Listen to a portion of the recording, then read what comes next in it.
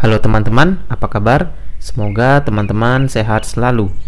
Pada video kali ini, kelas Dabai akan membacakan sebuah cerita atau lebih tepatnya biografi Dr. Rajiman Widyodiningrat, yang mana seperti kita ketahui, Dr. Rajiman Widyodiningrat ini adalah seorang pahlawan nasional.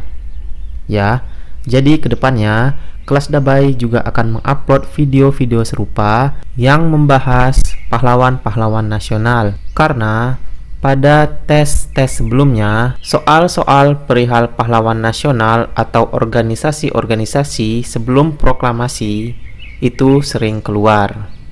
Alangkah baiknya kita menambah wawasan kita akan hal itu. Adapun buku yang saya gunakan adalah buku ini. Bagi teman-teman yang menginginkan buku ini, bisa menuliskan email ya di kolom komentar, nanti bakal saya kirimkan. Ada baiknya sebelum teman-teman mendengarkan, teman-teman bisa menjawab pertanyaan-pertanyaan ini. Lalu setelah menonton video ini, teman-teman bisa menjawab ulang. Lihat berapa banyak soal-soal yang teman bisa kerjakan setelah mendengarkan video ini. Kita mulai ya teman-teman ya. Untuk video pertama, KRT Rajiman Widyodiningrat dilahirkan pada 21 April 1979 di Lempuyangan, Yogyakarta. Ayahnya bernama Ki Sutrodono, sedangkan ibunya adalah seorang wanita keturunan dari Gorontalo. Ki Sutrodono sendiri adalah keturunan ketujuh dari Kraeng Naba, saudara Kraeng Galesung rekan Trunojoyo yang melawan Mataram. Tetapi Kraeng Naba adalah prajurit Kesultanan Mataram. Jadi Ki Sutrodono bukan keturunan darah bangsawan Yogyakarta Hadiningrat. Bahkan ia dilahirkan di daerah perantauan bila mana melihat asal-usul ayah dan neneknya. Namun demikian, bagi Rajiman Widyodiningrat tidak pernah merasa asing di negerinya sendiri. Ia telah menyatu dengan daerah di mana ia dilahirkan. Yogyakarta adalah kota kelahirannya, Indonesia adalah negerinya. Kelahiran putra pertama itu, Rajiman, dalam keluarga Ki Sutrodono sulit untuk dilukiskan dengan kalimat sederhana. Sebagai orang timur yang memiliki anak pertama, apalagi seorang laki-laki, ia amat dicita-citakan dan didambakan. Orang Jawa sering mempunyai kudangan atau ucapan bahwa anak laki-laki memikul tinggi, menanam dalam. Begitulah sesuatu cita-cita yang terpancar pada setiap keluarga yang mempunyai seorang anak laki-laki. Ia diharapkan di kemudian hari dapat mengharumkan nama orang tua, menjunjung tinggi nama keluarga, dan berbakti kepada orang tua. Rajiman sejak kecil dididik untuk memiliki jiwa disiplin, bersahaja, suka bekerja keras, tabah, dan kesatria. Rajiman memakai pendidikannya di Europes Lager School atau ILS Yogyakarta dan diselesaikannya pada tahun 1893. Oleh teman-temannya, Rajiman dikenal sebagai seorang yang baik dan tekun. Dalam perkembangan selanjutnya, Rajiman menjadi mahasiswa di Stovia sambil menjalankan tugas sebagai asisten lerar. Berkat ketekunannya, pada awal November 1904 ia mendapatkan gelar Indis Arts. Beberapa tahun kemudian, yakni pada awal tahun 1910, ia belajar di Universitas Amsterdam, Nederland. Dan pada akhir tahun yang sama, ia mendapat gelar Europees Arts. Selanjutnya, Rajiman belajar ilmu kebidanan, penyakit pada wanita, dan bedah, serta gudaskopi uronoir di Berlin, Jerman pada tahun 1911. Pada tahun 1919, ia belajar ilmu röntgenologi di Amsterdam, Nederland. Beberapa waktu kemudian, yakni pada tahun 1931, ia memperdalam gudaskopi urinoir di Paris, Prancis. Sebelum kembali ke tanah air, Rajiman sebagai dokter berkesempatan lebih banyak melihat bagaimana kehidupan bangsa lain. Setelah membandingkan kehidupan bangsa-bangsa lain dengan bangsanya sendiri, tergetarlah hati Dr. Rajiman untuk memperbaiki nasib bangsanya, terutama yang terjadi pada masyarakat Jawa. Hal itu telah mendorong Dr. Rajiman terjun ke dunia pergerakan nasional. Rajiman mulai terlibat dalam kegiatan politik serta menjadi anggota Budi Utomo pada permulaan berdirinya organisasi ini. 6 tahun kemudian, yakni pada tahun 1914, ia menjabat Wakil Ketua Pengurus Besar Budi Utomo, begitu pula pada tahun 1922. Ia juga menjadi anggota Volksraad pada masa-masa awal lembaga bentukan Belanda itu berdiri, 1918 sampai 1921. Tokoh yang berkesan kebapakan itu juga senang dengan dunia kesenian.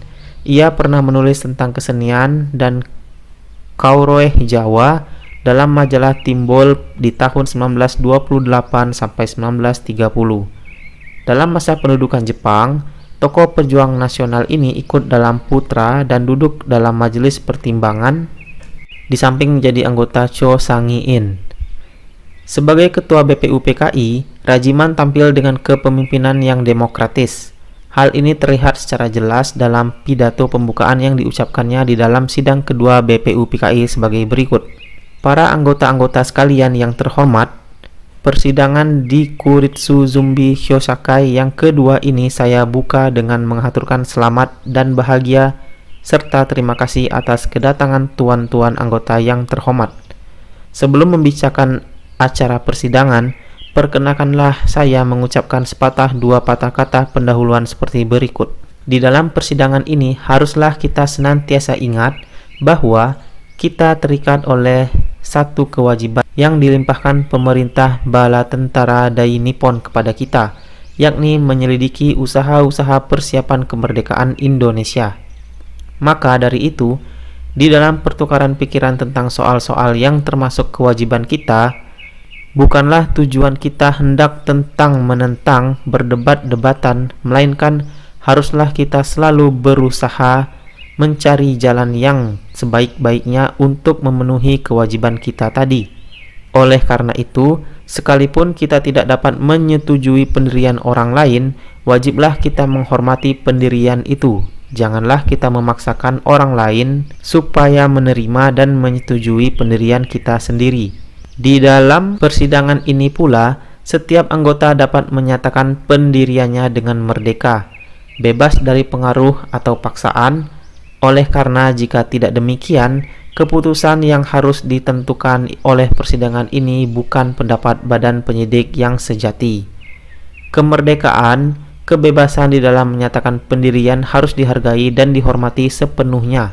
Selain dari itu, kita tidak boleh pula ragu-ragu di dalam menyatakan pendirian kita, yaitu merasa kedudukannya terikat oleh orang lain, ataupun khawatir akan mendapat celaan dari pihak di luar badan penyelidik yang tentulah tidak mungkin akan terjadi, oleh sebab persidangan ini bersifat rahasia. Maka, di dalam suasana yang bebas dari segala paksaan itu, mulai kita akan memenuhi persatuan yang tersusun dengan ikhlas dan suka hati. Dan hasil-hasil yang didapat di dalam persidangan pasti murni dan sejati.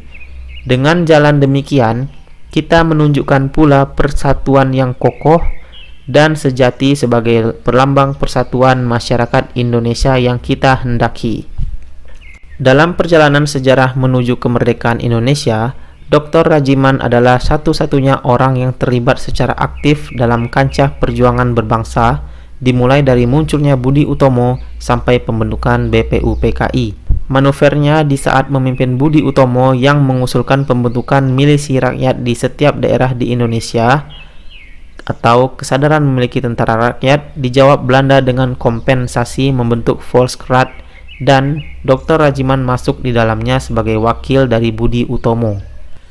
Pada sidang BPUPKI 29 Mei tahun 1945, ia mengajukan pertanyaan, apa dasar negara Indonesia jika kelak merdeka? Pertanyaan ini dijawab oleh Bung Karno dengan Pancasila.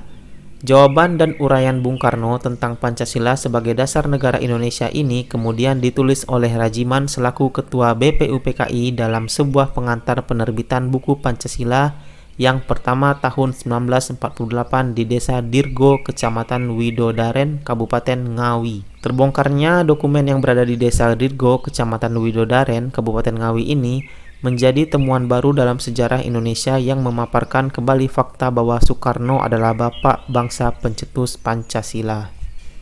Pada tanggal 9 Agustus 1945, ia membawa Bung Karno dan Bung Hatta ke Saigon dan Dalat untuk menemui pimpinan tentara Jepang untuk Asia Timur Raya terkait dengan pengeboman Hiroshima dan Nagasaki, yang menyebabkan Jepang berencana menyerah tanpa syarat kepada sekutu, yang akan menciptakan kekosongan kekuasaan di Indonesia. Sekian dulu teman-teman untuk video kali ini. Silakan dijawab ulang pertanyaan-pertanyaannya. Sampai ketemu lagi di video selanjutnya. Saya ucapkan assalamualaikum warahmatullahi wabarakatuh.